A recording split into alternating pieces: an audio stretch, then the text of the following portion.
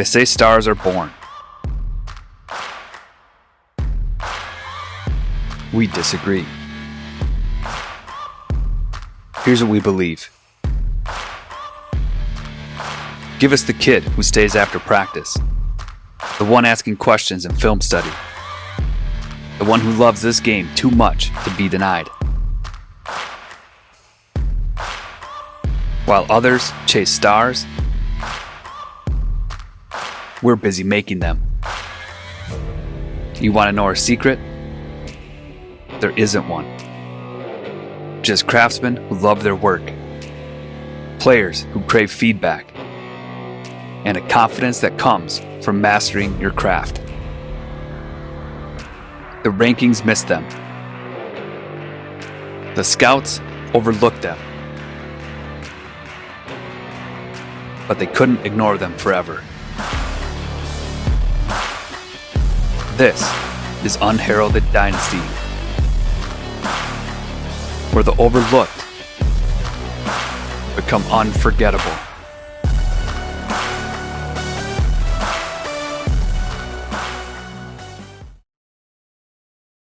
Hey everyone, welcome back to the channel. I'm really excited to introduce to you the Unheralded Dynasty. It's finally here. I've been patiently and persistently working on this dynasty and the things that go with it, and it feels good to be at a place where I can record the first episode. So I've been anxiously awaiting, being ready, and here we are. So thank you for joining. Thank you for tuning in. My inspiration for starting this dynasty, I dove into JUCOs, 1-star and 2-star guys, just to kind of see how good they were, what they could add to a team. And then it just kind of kept hitting me that I want to do an entire dynasty where I only recruit JUCO, 3-star, 2-star, and 1-star gems, or guys that we know fit what we want to do, and then compete with them. And I'm excited to get going here, so hopefully you are too. Again, thanks for tuning in. If you do enjoy this type of content, what I'm putting out there, I have a goal of hitting 1,000 subscribers. When I started this channel, it was just kind of to make videos, to practice creating, to practice getting my voice out there. But now it's switched, and that makes sense as far as growth goes. So help me reach that goal of 1,000 subscribers. Hit that like button, hit that subscribe button, and join me on this Unheralded Dynasty journey. I'm always looking for more people to connect with who like this type of dynasty building. Not that this is the only way to play the game, but this is what I really enjoy. And hopefully I can keep connecting with more people that enjoy the process and enjoy the build. And so with this dynasty, I'm going to be leading it as if it's a real program. I know it's kind of dorky to really dive into it like that, but that's what I really like about this game. It can simulate a lot of really fun things about coaching. I'm a coach myself. I've coached the middle school, high school level. I'm a sports psychology consultant, so I really get into the development of people, the development of programs. And so I want to emulate that in this dynasty. So when you're watching me play, you'll see someone who's really fully invested in every decision.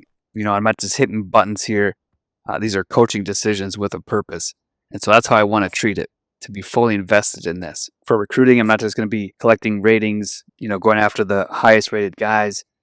I'm really focused on building a culture and identifying guys who fit that culture as much as you can in a video game.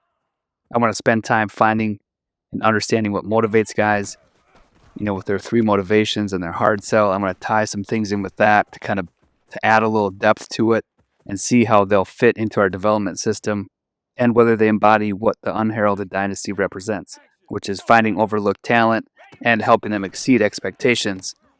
And that's kind of what drives me in real life, and I want to, again, emulate that in this dynasty. Yes, it's a video game, but there's something genuinely satisfying about applying real football strategy and psychology here. It's my way of enjoying the game, and I hope you find it as entertaining to watch as I find it to play.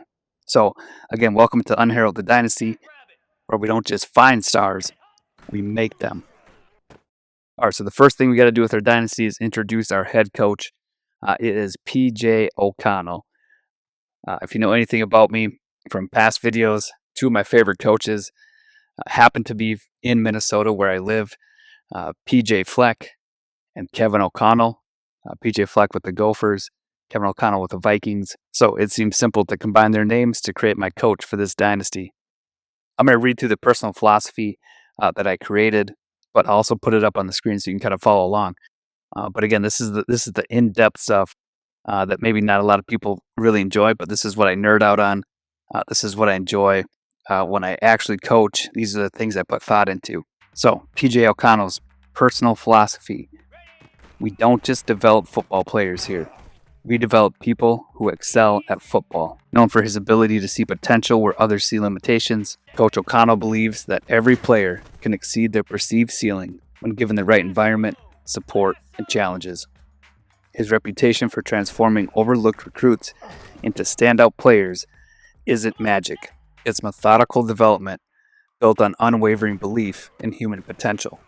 Rather than micromanaging every detail, he creates an environment where players feel empowered to take ownership of their development. Mistakes aren't met with ridicule, but with curiosity. What did you see there? What were you thinking? Let's work through this together. This approach builds resilient players who think critically and adapt quickly on the field. His practices are structured as learning laboratories where players are encouraged to experiment within clear frameworks. You'll often hear him say, "There's no such thing as failure here, only feedback." Player development philosophy. Every player who walks through those doors has something special. Our job is to help them discover it, develop it, and deploy it. He believes that player development happens in layers. First, create an environment where players feel secure enough to push their limits. Then, help them discover their unique strengths and play style. Then, help them discover their unique strengths and playing style.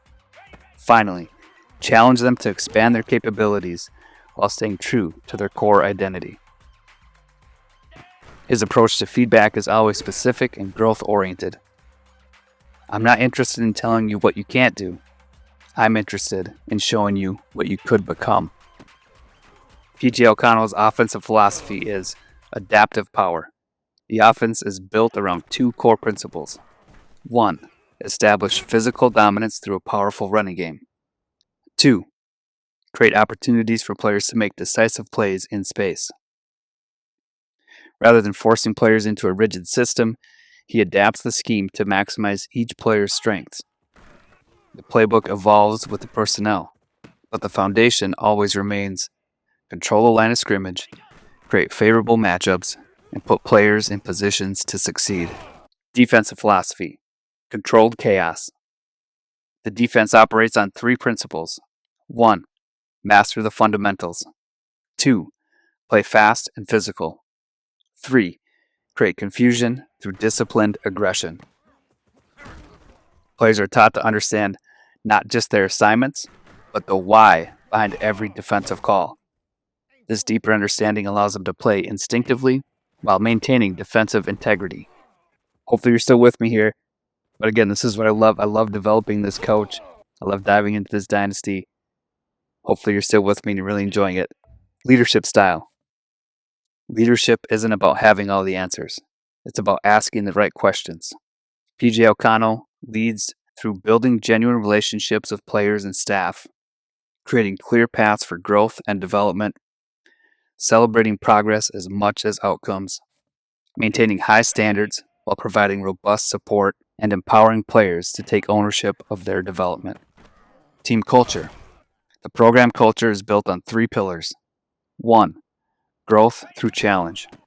Every day presents new opportunities to improve. 2. Strength through support. Success is a team effort, on and off the field. 3. Excellence through process. Focus on the daily work, and the results will follow. Some notable quotes by P.J. O'Connell. Show me effort and engagement, and I'll show you improvement. We don't compare you to other players, we compare you to your potential. The best players aren't just talented, they're teachable. Everything we do has a purpose. Understand the why, and the how becomes clear. Your role isn't your ceiling, it's your current floor. Trust the process, but own your progress. Teaching methods. His coaching style emphasizes hands-on learning through guided discovery, clear, actionable feedback focused on specific improvements, progressive skill building that connects practice to game situations, regular opportunities for players to demonstrate mastery, and collaborative problem solving between coaches and players. Recruiting philosophy. We don't just recruit athletes, we recruit people who are hungry to grow. P.J. O'Connell looks for players who show curiosity and eagerness to learn, competitive drive coupled with teamwork mentality, resilience in the face of challenges, work ethic that matches their ambitions, and character that will strengthen the team culture. And lastly, we got program vision. We're not just building a team, we're building a legacy of development. The program focuses on creating sustainable success through player development, building strong character alongside athletic excellence, fostering a culture of continuous improvement, preparing players for success beyond football, and maintaining high standards while providing comprehensive support. So that's a look at P.J. O'Connell, our head coach. You could say that's a reflection of me, a mirror of me. Hopefully you enjoyed that because I really enjoyed creating it. All right, moving on. All right, the first unique feature we're going to dive into with this dynasty is the conference alignment. I worked with Claude, again, an AI tool, to put together 10 conferences that are geographically based. They're close to each other. They maybe have natural rivalries. I think when schools are closer, they tend to build natural rivalries. So in our Unheralded Dynasty, we've got 10 conferences with either 13 or 14 teams in each conference. I've also renamed them. So you'll see here that the first conference is called the Harbor Conference. I worked with AI, worked with ChatGPT to develop prompts for Canva to create the image. So really cool process to get the Harbor Conference logo. But the Harbor Athletic Conference is Coastal Carolina, North Carolina, NC State, Marshall, Virginia Tech, Liberty, Wake Forest, Charlotte, Duke, Virginia, James Madison, East Carolina, Old Dominion, and Appalachian State. So again, geographically oriented, fans can get to away games much easier than traveling across the country. Like Cal being in the ACC doesn't make much sense to me. So I wanted to kind of redo it in a way that really made sense for teams to be able to travel quickly, for fans to be able to get to games. And this is what I came up with. All right, on to the next conference. We've got the Revolution Athletic Conference. This conference consists of the Northeast teams. You can see them all here. We got a mix of some old, maybe Power 4 teams, mixed in with a lot of mid-tier teams.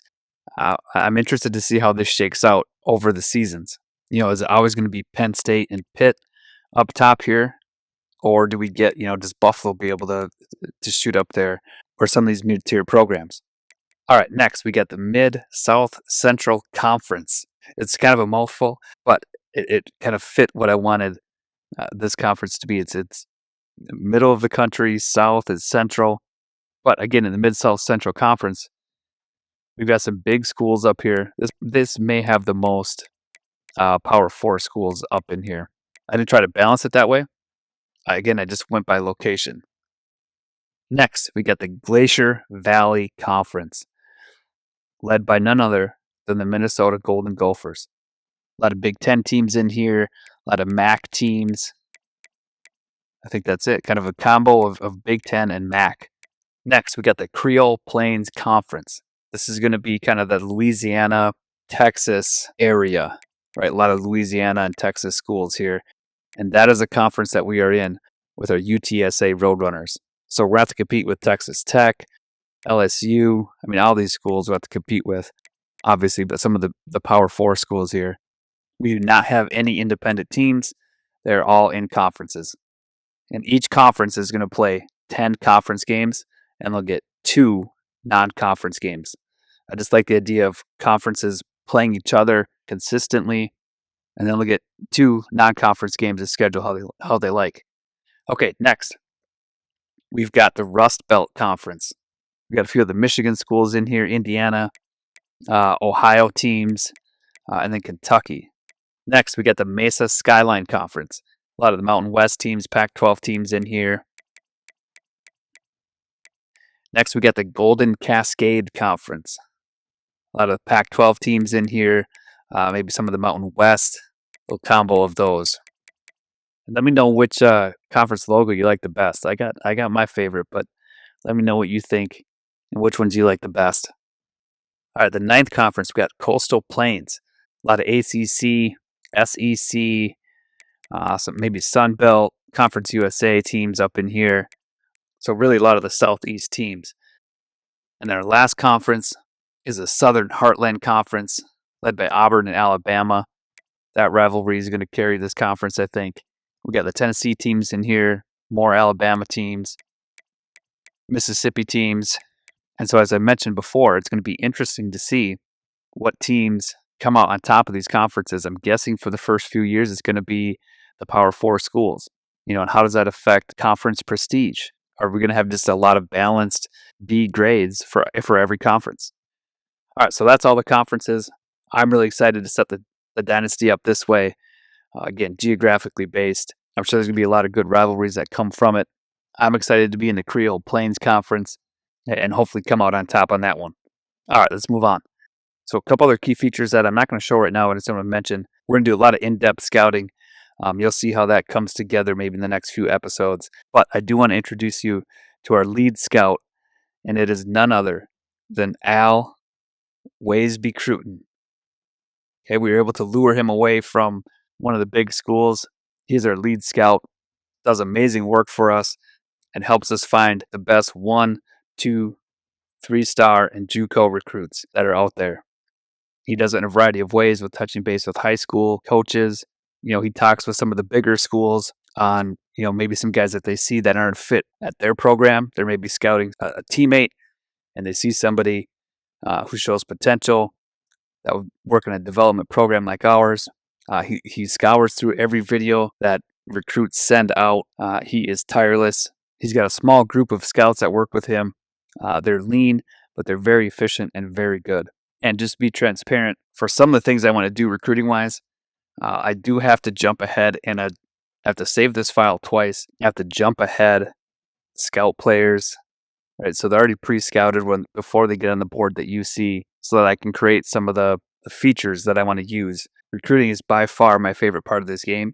So I spend hours, again, on the other file, scouting through all the 1-star, 2-star, 3-star JUCO guys, finding guys that fit to get them on our board. So I'm doing a lot of legwork behind the scenes that nobody sees to get these guys on our board. And I love it, and I love setting it up that way. So with that being said, our scouting department is one of the best in the nation. I want to really dive into the players and their archetypes. So each player has 3 main motivations. They have their ideal pitch, and based off that, I created archetypes of players based on position tendency. But I want to do that to create more depth with the players that we recruit. And so these archetypes are the way I want to do that. And then another thing you're going to see with this dynasty recruiting-wise is I want to show you the ideal pitch. What are we going to say in a DM to a player, right? What do we find when we look at their socials? What do their friends and family actually say? And then what do we do when we send the house and recruit? What does that look like for us? And then how does our hard sell and soft sell differ? What are we saying? Maybe what's the difference in how we say things when we do a hard sell and a soft sell? So all those things are kind of coming down the pipeline. I've got a lot of them kind of formulated, and most of them are kind of ready to go in the next couple of episodes. Okay, so that's a quick review of features. Hopefully you're still with me here. Again, if you haven't already, hit that subscribe button, hit that like button. I'm going for 1,000 subscribers, and I'm hoping this dynasty can be something that can compel people to subscribe, connect with building a dynasty this way, coaching this way, maybe even connecting and coaching in real life. All right, next, let's check out our roster. So I think one important thing to do, again, when you're actually coaching or when you're taking over a team in this game, is you got to scout your players, right? And I'm sure everybody does it, right? What do I have? What do I have at every position? And I think a lot of people enjoy doing that. And so we're going to look at our guys here, and our coaching staff has looked through film, talked to previous coaches, talked to the player. We scouted it pretty well. And so here we're going to get a quick look at a player scout card for Jacavian Rogers. He's an actual real person here. But we created a scouting card for him coming into this program. Again, we wanted to scout every player And we'll give you an example of kind of what we come up with for the player after we scout them, after we converse with them. All right, so a quick look at Jacavian's scouting report. Some of his key strengths. He's got elite straight line speed, which allows him to recover from any position. He's got exceptional change of direction, which makes him a nightmare for receivers in space. He's got advanced zone coverage instincts, reads the quarterback intentions well. He can mirror routes effectively and close gaps quickly, and he has a special teams value as a punt returner when needed. Some development areas, he could improve his awareness in complex route combinations. Sometimes he relies on athleticism over technique, and he could be more physical in run support situations. His role for the 2024 season, he's the immediate cornerback one. I think that's easy to see, him and Khan. It says he'll shadow opponents' top receivers. That's in flux. We're not sure if we're going to do that yet. He'll have the primary coverage assignment on critical third downs. He'll be a key component in nickel and dime packages. He'll be occasional special teams impact on punt returns. And he's just a veteran leader in the secondary with teaching responsibilities. So he's going to be somebody we lean on to teach our young guys how to play the cornerback position, how to prepare, how to work through adversity, how to watch film, all that good stuff. And then some scouting notes. He can change direction like he's on rails with almost no speed loss in transitions. He has a rare combination of straight line speed and lateral quickness. His zone technique is refined. He understands spacing and passing concepts. He's still developing overall football awareness, but he can compensate with his athleticism. He has the potential to become a lockdown corner with improved awareness. And then a quick look at his character assessment. He leads by example in practice intensity. He brings it every day. He's the first player to volunteer for extra film study sessions. He mentors the younger defensive backs on technique. He maintains positive attitude through adversity, and he's respected by coaches for his professional approach. So again, a great scouting report on Jacavian Rogers. Coming into the program, we feel like we have somebody we can really lean on. He's got the captain badge. He's really going to show our guys what it takes to be successful, and we can't wait to start working with Jacavian. So hopefully you enjoyed that. I really enjoyed creating that. But let's look through the rest of our roster here. You can see at first glance, our first, 4, 5, 6, 7, 8 guys are defense, and they're all going to be on the field. And then even when we break up with the tight end here, then we get, the D tackle. Then we start jumping into some offense. And we even got a good young corner here in Timmy Hester. But let's go position by position, get a feel for this team. Jackson Gilkey, he's a field general, 78 overall, but you scroll over here to the right, 95 throw power. So I was debating on, Gilkey and O'Rourke, but that 95 throw power is really hard to beat. Even if O'Rourke is a little bit faster, a little bit better awareness, that 95 throw power is really going to be beneficial for us. We've got some younger guys behind him here. Not sure how we feel about the redshirt freshman. Throw power isn't necessarily where we want it to be with any of these guys. So hopefully we can put together a development program to increase their strength. Running back wise, we got Ezekiel Abraham. He's at good speed, acceleration, change of direction is off the charts at 99. Really excited to have him. He's only a sophomore. And then Bickerstaff behind him, very similar, except change of direction isn't as high. So 2 really good running backs here. Toll looks like he was a JUCO transfer in. We don't know much about him, but looks like a solid enough running back if we need him. And then Schillinger will be redshirted. We'll see how he can develop. Fullback, we got Brian Campanaro, 79 overall, good speed. Acceleration is a little bit low. He's got the strength. He's going to be utility back, which is good. We can utilize him in some of our offensive formations. Wide receiver, here we got Fleming. He's going to be our deep threat, 93 speed. Combine that with Gilkey's arm strength, I think we can hit some big plays. He's only a redshirt freshman. Kiernan is a junior, just a route running guy, but his physical abilities, he got cutter, press pro, double dip, and sure hands. So we'll be looking for him on third downs quite a bit. Minor, another deep threat, but only 88 speed, but he's got 94 excel. Chosen, another deep threat, 87 speed, 93 excel. So not burners, but they can get their top end pretty quick. All right, tight ends. We got Ben Alonzo. Looks like a really solid blocking tight end. really good size. For what we run, a blocking tight end fits well. A possession guy is nice to have. They tend to offer more speed, but we'll take Ben Alonzo. We could work with that for sure, and he'll be an asset in the run game. Nathan Markowitz, possession guy, a little bit more speed, but 68 overall. Keenan Yeast is a vertical threat with 78 speed. Again, probably a 1-star, 2-star guy. Not sure that these vertical threat guys here, Yeast and Cheek, fit what we want to do. But again, we'll have to evaluate as the season goes, see if we can develop them. But I think our top two here can help us in the run and pass game.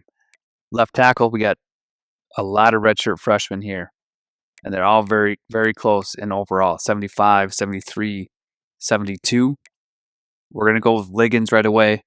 I think he's going to offer us the most. We may put a right tackle at left tackle as we look through here. Left guard, we got a junior in Baselli, a pass pro guy. Not necessarily what I'm looking for in a left guard. I'm leaning more towards Davion Hurth. Right? He's an agile guy. He's got quick step. He's got quick drop. He's got 95 strength. Speed is a little bit higher. Acceleration is higher. Pass blocking maybe not as high, but it's not a huge drop off where I wouldn't want to start him. So Davion Hurth is going to get the start at left guard. Bosley will back him up. Then we got Office here. We're going to redshirt, let him develop another agile. And then Tyler Ali looks like a solid freshman. Let's check out his card. He's going to be impact development, 2-star guy, lots of room for growth. I think we can develop him into a really good guard. At center, we got Brian Sweet. He's an agile guy, redshirt freshman only. He'll hold down the center position, I think, for the next few years. Orlando, we're going to redshirt. Again, just give him another year to develop. So Sweet and Orlando will both be redshirt sophomores next year, and we'll continue to let them battle this out. But Sweet will go this year, and we'll move one of our guards in as a backup. At right guard, we got Jose Cribbs, an agile tendency guard. Got really good speed, acceleration, strength. I mean, I'm looking forward to this guy pulling on kind of our halfback base, maybe some of our buck sweep stuff. Really excited to have that speed get out there and that strength. Awareness is a little bit low, but hopefully he can execute more times than not.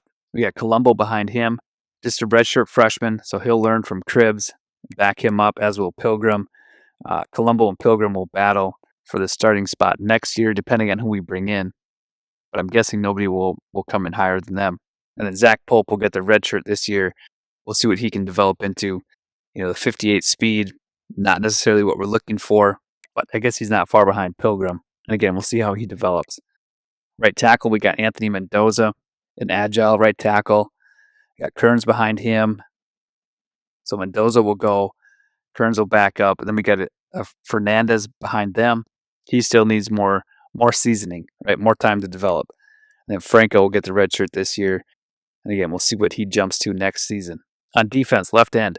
Again, defense is the strength of our team this year. We're really going to rely on them to stop a lot of teams, get our offensive ball back, possibly be put in difficult situations. We may ask them to score some touchdowns, make some big plays, get our offense in really good position to score a touchdown. And Vic Shaw will be a big piece of that. 83 overall, 80 speed, 89 excel, 88 strength. Looks like a really solid player for us. Behind him, we got Derek Sisk. He's a run-stopping guy. He may move into D-tackle, as with Santiago. We'll kind of see what they offer, how they develop. But Sisk looks like a really good candidate to move to D-tackle. Santiago, with his strength at 77, maybe not. And then Clinton may be the actual backup here, based on his speed, his acceleration. But as I look at it, I think Sisk can hold it down. I mean, left end, we're not looking for a ton of speed. So maybe Sisk will be the backup here. We'll get Clinton third on the depth chart. Right end, we do want a little bit of speed here. We got Wimberly, power rusher. He's a captain. I think one of the highest rated players on the team. Behind him is Robinson. We may move Robinson to left end at 83. I hope Robinson will back up both sides, I think. Roby, another run stopper. Again, that speed at 60, not what we're looking for at the end position. Could move inside. Same with Kevin's son here. And then Toomer will get redshirted. We'll see how he develops. D tackle. We got 3 really good redshirt sophomores. Artie Coppin, run stopper. That's what we want in the middle. If we're running, 3-3-5, even the 4-2-5, I like having two strong D tackles in there to plug the middle and then let the other guys be athletic and chase people down. Daniel Williams will be number 2. He'll be a solid guy for us, a good redshirt senior mentoring these younger guys. Kevin Vasquez will get some playing time, as will Kona Smoot. We'll get 3 good run stoppers in here and a power rusher. That's really what we're looking for in a D tackle. And then before we got here, they signed 4 defensive tackles, all 3 run stoppers and a speed rusher. Again, we'll have to see how these guys develop. Left outside linebacker, Alfonso Reynoso, pass coverage guy. Looks like he has good speed, good acceleration, can make some plays for us on defense. And behind him, Larry Carrion, not the speed we're looking for. He's a power rusher. Could move to D end after this year. We'll see. Middle linebacker, Eric Huey, run stopper in the middle. I don't mind having a middle linebacker as a run stopper. Again, if we can get that middle clogged up and let our speedy athletic guys get to the edges, I think that's going to suit us well. Micah Fabian will be behind him. He's a field general, good speed. Looks like a solid redshirt freshman middle linebacker for us, as does Huey. These guys hopefully will continue to progress and play for us for another 4 years. Right outside linebacker, Vilvario Dillard. This may be the guy I'm most excited about in our linebacker room. He's a run-stopping outside linebacker, but he's got 85 speed, 88 acceleration. I think he can make a lot of plays for us. And because he's here, I don't mind having a run stopper with 78 speed in the middle. I think we can clog the middle. I think Dillard can get on the edge and make some plays. James Wally Jr. looks like a solid backup. All right, our cornerback room looks pretty solid, led by Jacavian Rogers at his 96 speed, 96 excel, 92 agility, 97 change of direction. I mean, this guy can move. Really excited to have him. We're going to play a lot of zone, and Rogers and Khan kind of fit that mold. We're really going to look to them to shut down the pass game. Timmy Hester looks like a solid redshirt sophomore, although Coach Prestige kind of has him irked a little bit. So we may need to converse with him, see if that's something that we can change, see if we can overcome it. But he'll get some playing time this year. Then we got redshirt senior David Martin. He's a man-to-man, man coverage guy. He may go into the slot. We'll kind of see how Hester does, but I do like Martin's speed on the field. Let's check his zone. Man coverage looks like it's 73. Zone is 73 too, so Martin may get the go, although Hester is better in press, in man, in zone. So maybe Hester gets the go. He's not as fast, but we do play a lot of zone, so he just has to be in the right zone, read the play, be disciplined, and I think Hester maybe offers that more than Martin. Yeah, free safety, we've got Sizer. Not the speed on the back end that I want here with any of these guys, other than Newell. So we'll have to see how this plays out. Newell may jump to second on the depth chart, but Sizer looks pretty solid. He's got house call, he's got robber, he's got knockout. Change direction at 99, acceleration's 85, maybe a little bit low. Newell maybe speed-wise is the best option, but we'll start with Sizer and see how it goes from there. Strong safety, good speed, and Kenyon Kelly here. I like what I see. Redshirt junior, he's a zone coverage guy. He's got platinum robber, he's got house call and silver.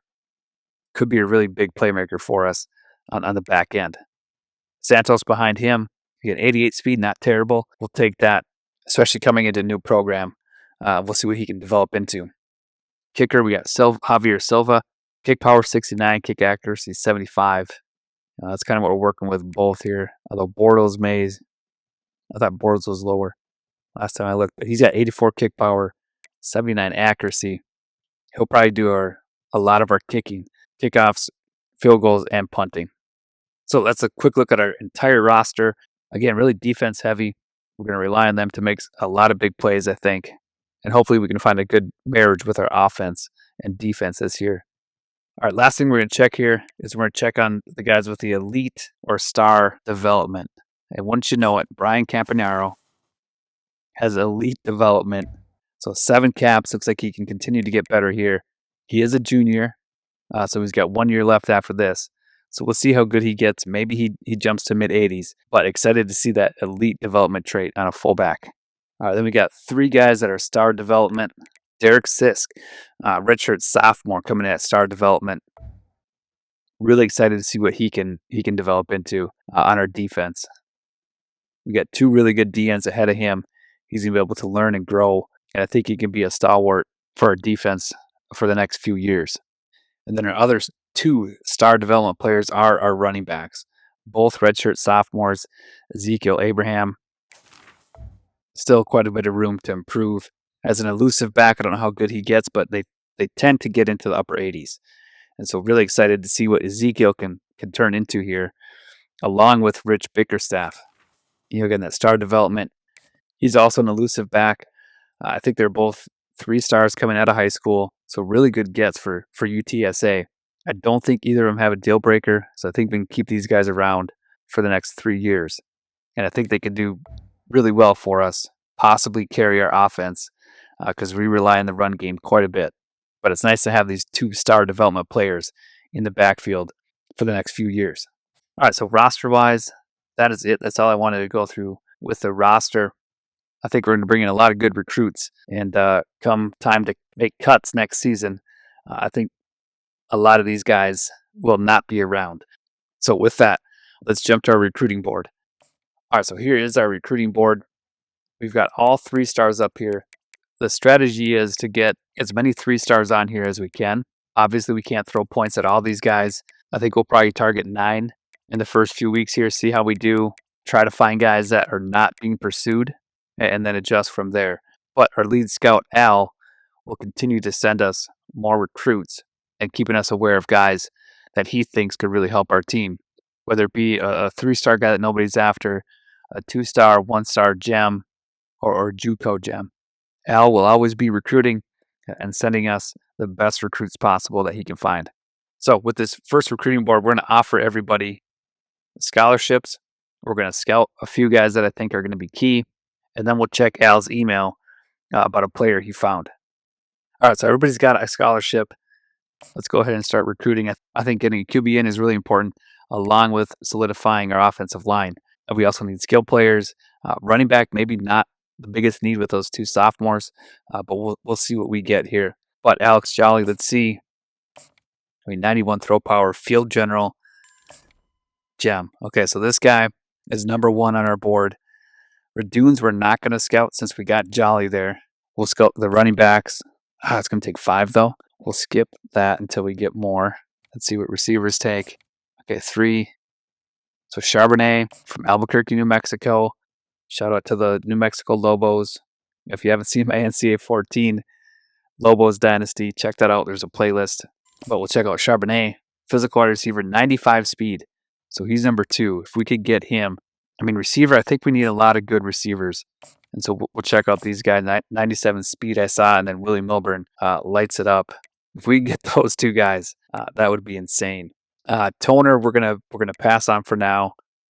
We'll check out a tight end, a vertical threat, 87 speed. We'll take that out of Louisiana. He'll go up there. We'll pass on the next 2 tight ends, maybe a possession. We'll scout. 84 excel, catching traffic, 81, 78 catch. Gem possession out of Chibolo, Texas. He'll move up. Okay, so Colin Eifert, right tackle.